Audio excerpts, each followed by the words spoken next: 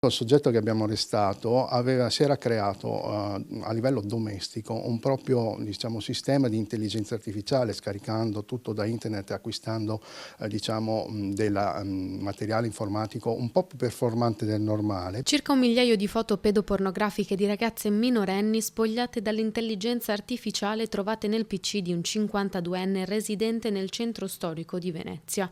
Aveva collezionato oltre 450.000 fotografie di minorenni trovate online e manipolate tramite avanzati modelli di intelligenza artificiale generativa, capaci di sintetizzare nuovi contenuti visivi rappresentanti minori in pose sessualmente esplicite. Personalizzando secondo le esigenze di questo soggetto, ha generato a sua volta 900 immagini di intelligenza artificiale rappresentanti ragazze minori anche in atti sessuali. L'uomo è stato intercettato poi e arrestato nell'ambito di un'indagine coordinata dalla Procura Lagunale e condotta dagli specialisti del Centro Operativo per la Sicurezza Cibernetica della Polizia Postale di Venezia.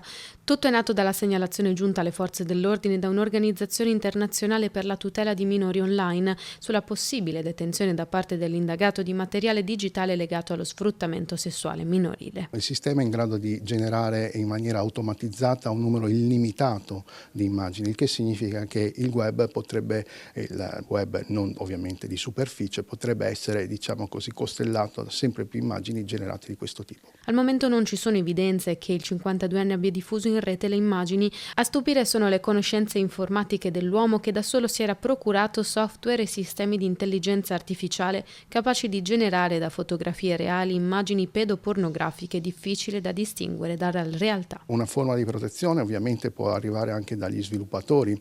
Di recente il garante della privacy, ad esempio, ha vietato l'utilizzo di app dedicate a spogliare sostanzialmente ragazze prese con immagini reali. Noi come Polizia Postale stiamo collaborando con l'Università Aldo Moro di Bari, che sta sviluppando un tool per il riconoscimento automatico all'interno di quelli che sono i dispositivi sequestrati del materiale pedopornografico.